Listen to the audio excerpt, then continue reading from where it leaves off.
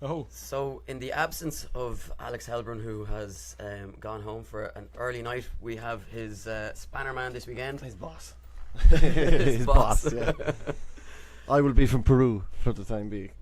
how's your Like, Peruvian funny accent? Oh, it's not bad. So, Darren, thanks for joining us. We didn't get, I personally haven't got to see too much of any practice today. But talk us through, the car is going, it's working well. How's Alex getting on? Yeah, we're getting on good. It's a learning curve, you know. The one thing that's good is it's a new track and it's new for everybody. But, you know, it's for Alex, it's a new car. So it's an unfamiliar dashboard, unfamiliar everything, just to try and get. We need more practice than anyone really, and practice time has been quite limited. You know, You're quite used to lending cars for the international guys coming over. I am the go-to man for that. I think that might be a bad thing sometimes, Yeah. but as we know, Hashtag Robbie Nishida. hashtag yeah, hashtag that guy. It's still a sore point. Yeah, we have to mention that every time, don't we, guys? Yeah, can we just Oh, we do, yeah. just like Yeah. once, can we just skip over that one? Yeah. We'll move quickly on. It happened right there. I can see it from here. I think someone has a picture of it. Well, I have pieces off the car if you want some. But obviously, it's great that you have a car that you're willing to loan out, and you obviously have, I suppose, direct contact with some of these guys having competed in Formula D. And before, I suppose, we talk any more about how Alex is going to get on this weekend.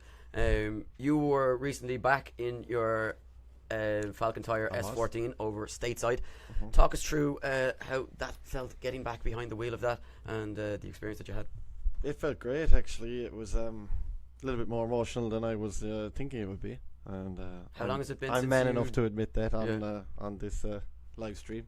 How long is it since you competed in Formula D? It's 2014 Irwindale. It's 2014 the last, Irwindale. the last one, yeah. So it's an amazing car. It's a crazy car. It's the word that comes to mind always is it's such a waste. Like, that car is just a Formula D winning car. Obviously, we've had a win in it when we had it, but we just started to develop it, and you know, it was just being back in the seat. It was like, oh man, you know, we want to get back out in it and see, you know, what could have been. That's the thing with that thing. Like, I did Formula D for 8 years, and 8 years is long enough to do anything. And is that car being used by anybody, No. or is it just sitting? It's just sitting up. No, we took it, like, they had it in the warehouse. They put it into the rig, and from Irwindale it sat in the warehouse. They put it into the rig. We took it to the track, and I drove it on track, and it was misfiring and farting and everything. And we took a plug out of it, went to the auto store, put 8 new plugs in it, pumped the fuel from Irwindale out of it, 2-year-old fuel or more, and put new fuel in it and went out on track, and it was just fantastic. So that's just been sitting up in a warehouse now. Sitting. That's a waste. Yeah, there was loads of crap piled on top of it from 3 years of people moving stuff around the warehouse. It's just sitting there. I mean, the thing is just insane. What power is it? It is 1250 at the wheels at the lowest setting.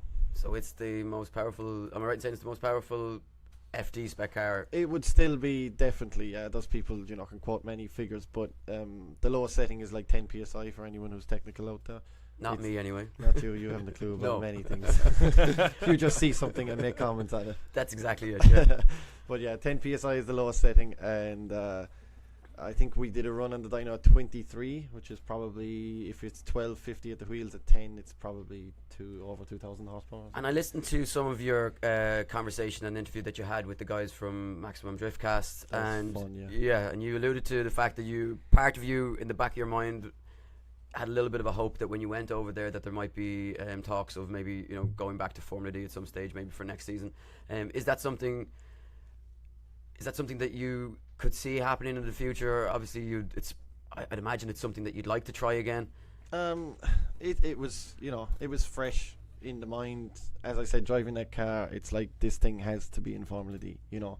And it's, you know, you could buy the car and bring it over here, but it's a Formula D car, you know. It's really heavy because of the weight rule. It has 295s on the back of it. If you put 265s on it, like our rules, it would just blow them off in half a lap, you know. It's not going to work. It takes so much maintenance. It drinks fuel like You'd have to down tune it in order to compete here. you would, and what's the point?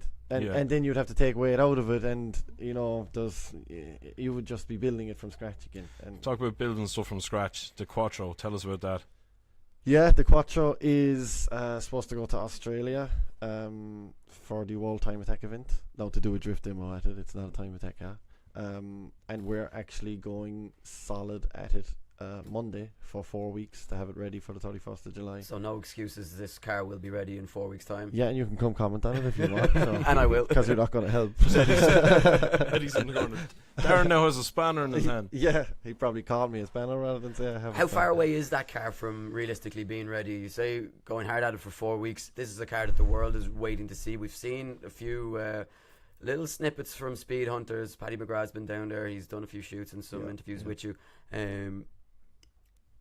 Is it realistic to say that it'll be ready in 4 weeks? It kind of has to be if we're going to make the shipping schedule. You know, I want to run it before we take it over, obviously. So it kind of has to be, you know. And the thing is with the car, like all our previous builds were, you know, we did cars for EA games, for Need for Speed, and did cars for Falcon and things like that. And you have a sponsor paying for it, and you have a deadline, you know. Whereas this is my own car. It's a Group D car. It's the shop car, so to speak. It's our marketing project.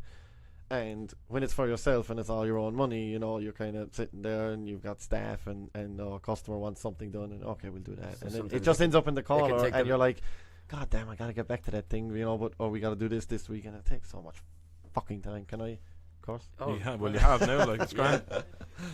Somebody beep that out.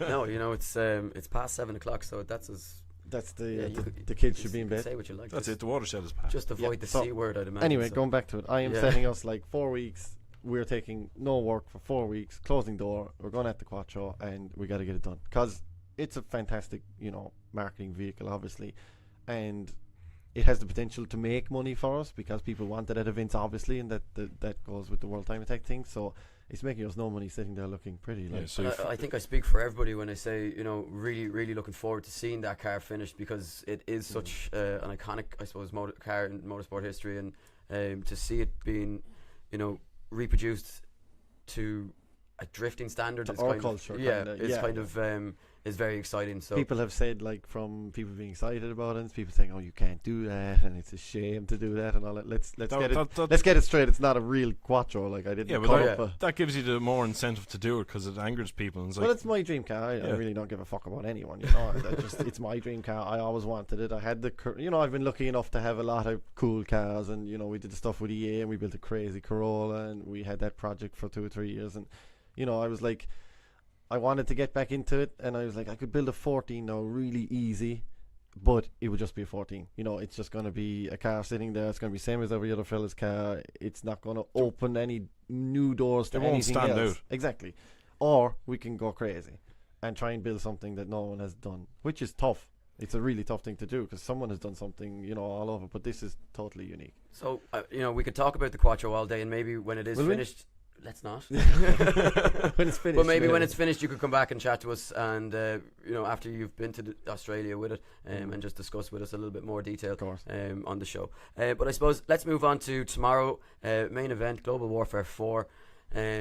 Alex in the car. Obviously, so many great drivers have been in the driving seat of that car. How do you think Alex is going to fare tomorrow? We've obviously seen, for anybody who follows Formula D, we've seen him go up against James in the final, round 1 in Formula D this year already. He sits in 10th position in the championship, or is he higher up? I don't know. I don't follow you that don't thing. IDC or nothing. It's kind of your job, to have the facts. Well, no, not joking. I leave that work to Dave, and he's not here. But yeah, how do you think he's going to fare tomorrow? Good, I think. Yeah, I mean the progression we've made since yesterday morning has been dramatic. Unfortunately, like, we're not getting enough practice time, and I don't know who to give out about that. No point giving out to you. You don't do nothing. No, and I don't care. Yeah, you don't care. So, you know, the practice time is so limited. It's a combination of the track being so long and so many people being here, driver-wise, you know, and I guess we're always going to complain that we don't get enough practice. That's our job as drivers and teams. We don't get enough practice. But this time it really is. And track-wise, from seeing the layout that they have today, have you any... What's your opinion on it? Yeah, I mean, look, I got to watch a tiny bit of semi-pro. You know, it looks entertaining, and that's all that matters. You know, it's got to entertain, but it's long, and you know, it's hurting our practice. I don't want to be critical of it, but you know, for us as a team, we just met each other for the first time yesterday morning, you know. So we're trying to gel. Bond. We're trying to you know, do guy things, you know. Flirt a little bit. Shoot things and, you know. you know, but we're trying to get into a groove, and it's difficult when you get 2 laps a session. We make a change and maybe we do a lap and we're not quite sure. We need a little bit more info to see if the change was the right one, and we get another lap, and then that's it. And I know it's only early days, but is it a relationship that you see, you know, blossoming into something a little bit more sexual? in the future? Yeah, well. No. No, I hope, what I would like is someone to come along and go, right, I want to do 3 events in a row, or I want to do a season in the car, and then we can really sit down and do it. Because I was talking to Alex about it today. We get so many lunatics message us saying they want to rent a car, and they expect to give like €500 to rent the car, you know, and there's like a €15,000 engine in it, there's a €6,000 gearbox in it, you know, the thing has 700 horsepower, it's capable of hitting a wall at stupid speed, as we know. Let's bring it up again. Do you take credit card, do you? We lost one already. No, Yeah. I don't take that. So you know what I mean. It'd be nice for someone to sit down and go, right, we'll do a program with it, you know, and hopefully, you know, if Alex doesn't, then that's fine, you know, but hopefully we could build something and want to do more of a program. Then we can actually sit down and go, right, this is our budget for the year. We're going to change this, we're going to do that, we're going to make this new, you know. Whereas it's always kind of been, oh, I'd like to come over, and can we put something together, and then 4 days before the event someone signs on the dotted line, and okay, we 4 days to prep the car. You know what I mean? So you go through everything to make it reliable and all this, but you're not really doing a development with a year with a driver and things like that, you know, working together. So it's obviously, you know, it's great that we get all different people in it and this, that, the other, but it would be cool to start a real program and push, you know, push hard. So obviously Alex is going to be trying to do what all of our international guests are trying to do, which is take down the undefeated streak that we have here. And with so many drivers having attempted it and not managed to do it for whatever different reason, be it mechanical issues or not having their own cars, a lot of the drivers obviously now with Global Warfare do have their own cars. From your perspective, you've competed obviously in Ireland for a number of years, for a long time, since you're there since the early days. You've competed over in the US, and you know, you've driven all around the world. From your point of view, how big is this streak? Is it a marketing thing, or do you think it's actually something that is worth taking down, and that, you know, that it's, the hype is, I suppose, is it worth believing the hype behind the undefeated streak? Well, we love it, you know, as Irish people, we see, and you guys love it. You guys milk it to the last. I want to see it beaten. I want to see it beaten too, you know, and I hope we can be the ones to beat it. You know, whether it be this weekend, be fantastic. How great of a marketing thing would that be, that Darren McNamara, an Irishman, lends a car to an international driver and a bet? Well, it's going to upset. It's probably going to upset some people, but you know, you got to market everything. You know, when Robbie Nishida split the car in half, that was fantastic marketing, because everyone wanted to see the car wrecked in half. You know, that's what and we have this. I'm not going to even start that wall. Let's not go but, there. You know, we have this thing. That's another day. Talk about walls all day. Yeah, I mean, if you know, everything is good publicity. You know, something, if you're going to talk about something. So yeah, we should knock this 13-year run should be knocked. And if it's gonna, it's a difficult thing to go halfway around the world for anyone and come out and be just super fantastic. You know, I think that's the thing people might, you know, I suppose, forget about as well, is that maybe not as much on a weekend like this, but for a normal competition where maybe we might have the likes of just Mitch or one or two other international drivers, they have to qualify, they have to come through every Irish driver, whereas it only takes one Irish driver to beat them for... Well, you have to adapt too, you know. You can say, oh look, we brought over Saito Daigo, is he the best in the world? Okay, great.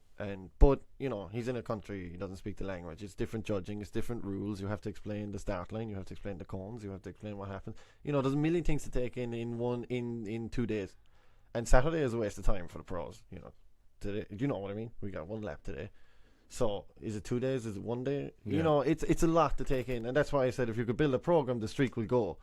But when we're bringing people in and, you know, sticking them into cars, doing this, doing that, you're trying to set up a car with very limited track time to. Yeah. No, the more we, you know, the more it gets hyped, and that the more effort is going to be put into it by us or by other people, you know, just to take it down, because you know, you have to take it down. It's like you've got 1 or 2 laps, it's like, now go win. Yeah, go win now. Yeah, in the car you've driven twice and blah blah blah. You know. And Darren, before you finish up there, will we ever see you competing in IDC again? You will, definitely. Sooner rather than later, I hope. let's get the Audi done. The Audi, let's get it straight, is a demo car. Yeah. I won't know till I drive it. In my head, it works really good at the moment, but until I drive it, we'll see what it's going to be like. If it's good, it'll make competition. It'll make competition in Ireland if it's good quickly. If it's going to take a year to develop it to make it competitive. Yeah. But the thing is with that car, it's just going to have people are just going to aim for them. Yeah. Thing, Personal favourite of mine was the twin cam that you had with the SR20 that had PlayStation Portal on the side of it. That thing. Yeah, I still have it. Have you? I still have it. Yeah, it's in storage and it's going up in my new workshop on top of a container to sit there for the rest of its life, retired. But I also have a new Sylvia that I'm going building as well, and after the Quattro. After the Quattro. So look, Darren, thank you very much for joining us. It's been great shooting the breeze with you, and we will definitely try and get you back on when the Quattro is finished, because definitely people will want to be hearing more about that, and hopefully we can do an exclusive interview at that time. But for now, thank you and best of luck. Take down the streak with Team Helbrun tomorrow. Thank you. You have a face for radio, Eddie, not for live stream. I know. My mother even tells me that. Yeah. Let's just get that straight. Thanks, guys. So, thank you for joining us. Cheers. So,